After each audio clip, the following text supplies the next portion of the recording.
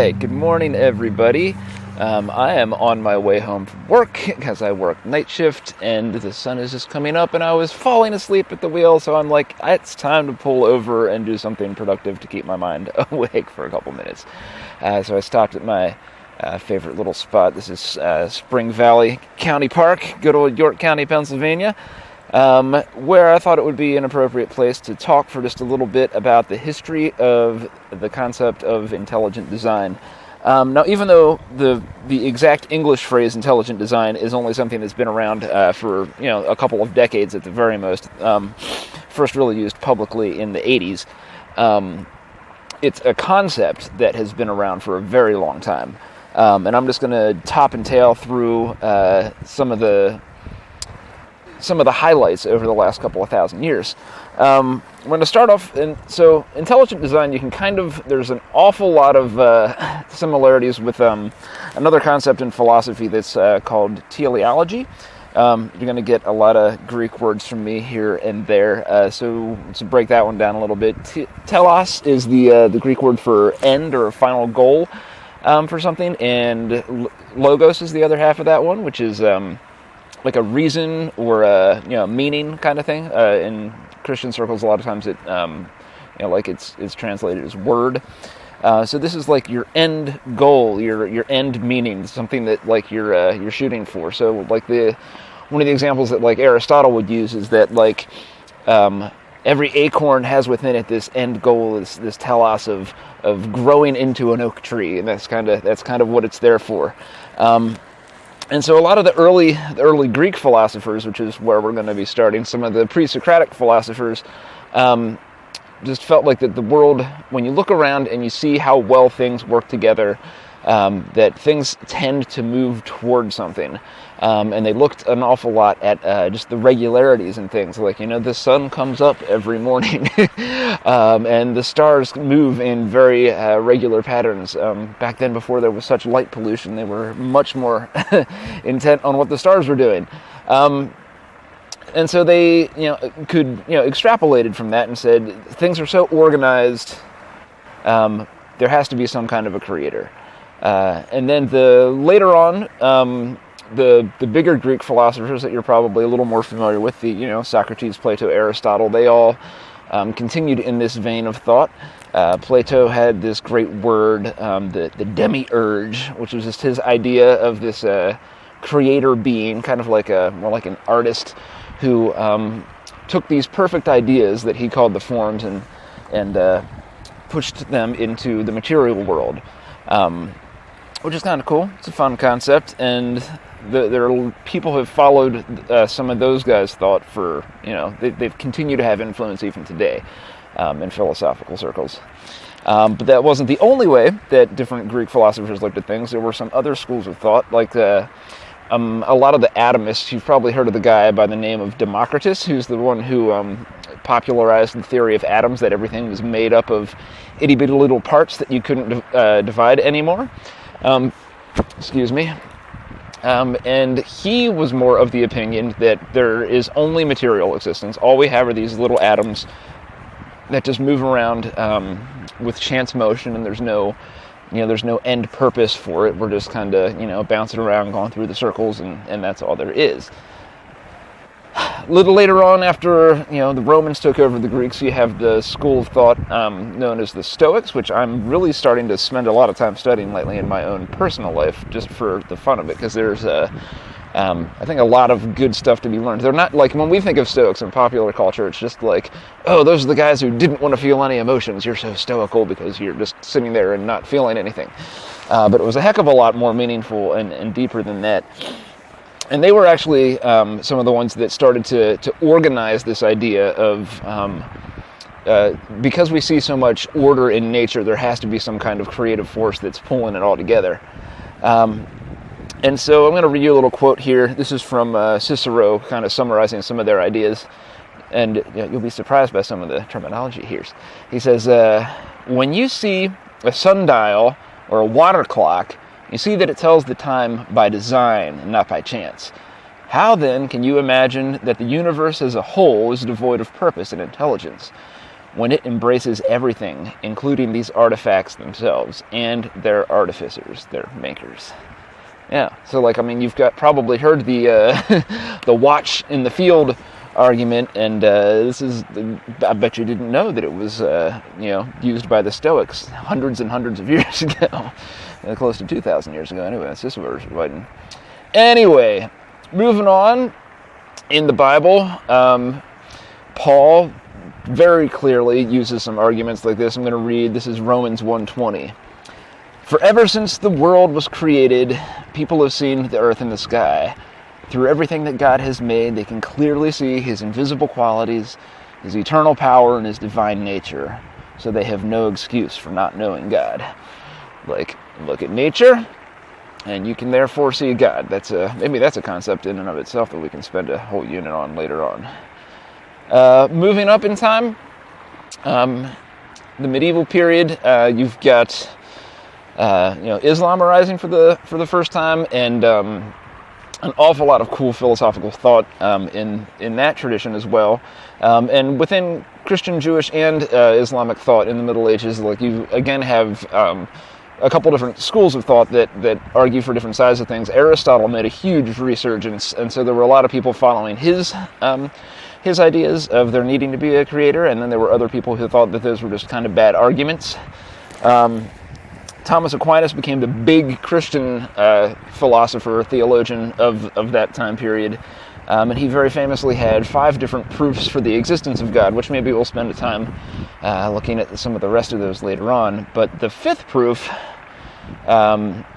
was something very similar to the intelligent design thing. I'm just going to read you the little paragraph that he wrote on that, summarizing that idea. We see that things which lack knowledge, such as natural bodies, act for an end, and this is evident from their acting always, or nearly always, in the same way, so as to obtain the best result. Here it is plain that they achieve their end, not fortuitously, but designedly. Now, whatever lacks knowledge cannot move towards an end, unless it is directed by some being endowed with knowledge and intelligence, as the arrow is directed by the archer.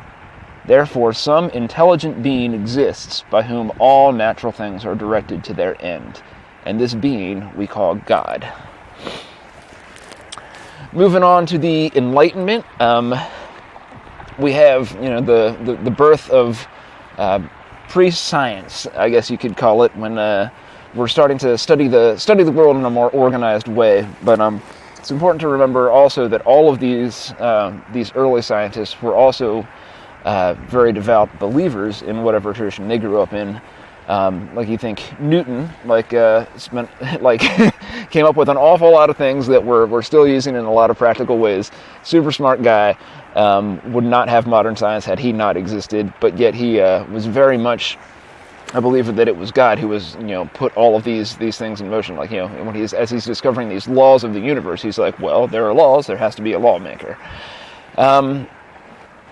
And then moving on, we're going to skip to the early 1800s. This is probably the most famous one that you guys have probably all heard of, a guy by the name of William Paley, who took some of these arguments and kind of summarized them and put them into a more easily understandable form. This is where we get the big watch analogy.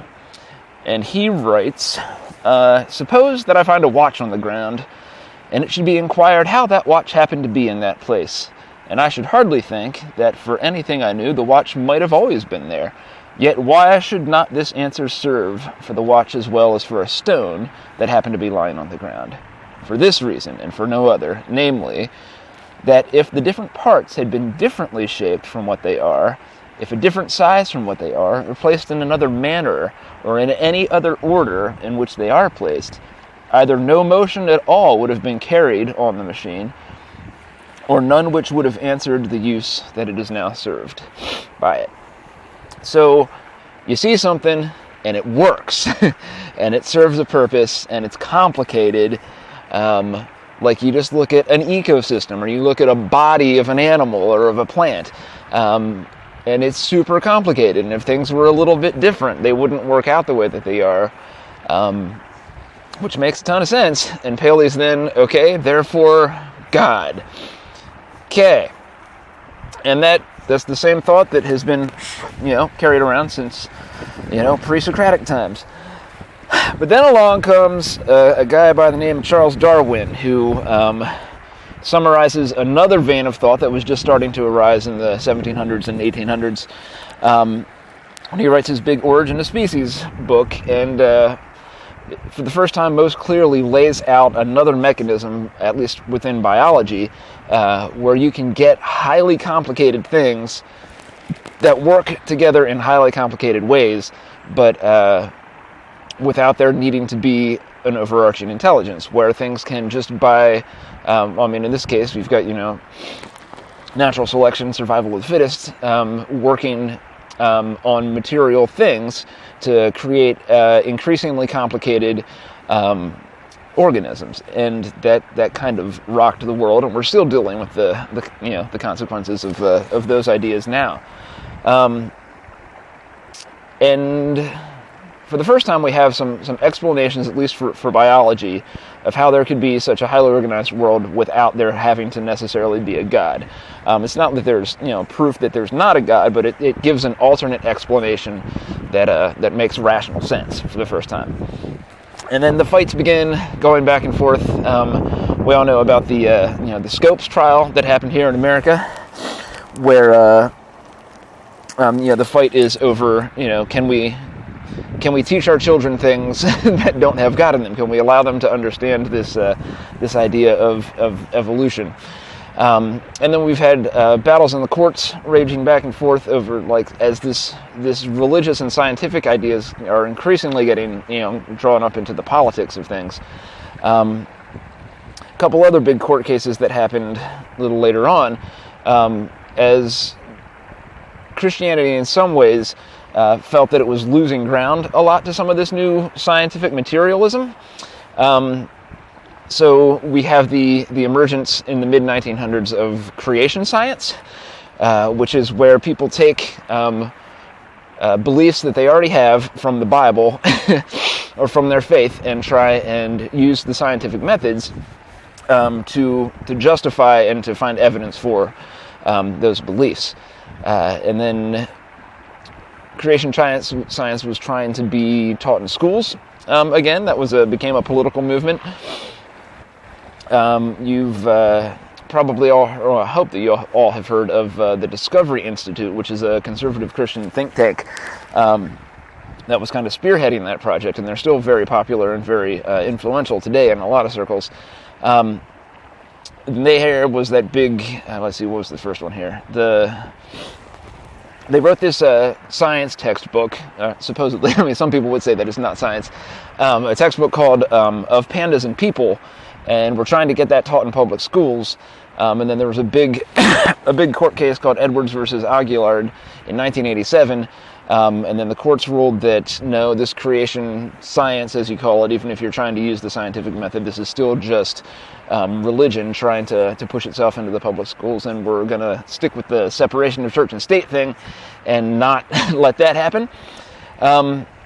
So the Discovery Institute goes back and they take their Of Pandas and People book and they take out every word that says creation science every time that shows up in the book, and they replace it with the term intelligent design and publish the book again. And more schools try and use it, and then it's our dear friend school district right down the street from where I grew up, Dover, Pennsylvania, where in 2005 we have the Kitzmiller versus Dover case, where the Discovery Institute tried to make the case that intelligent design is legitimate science.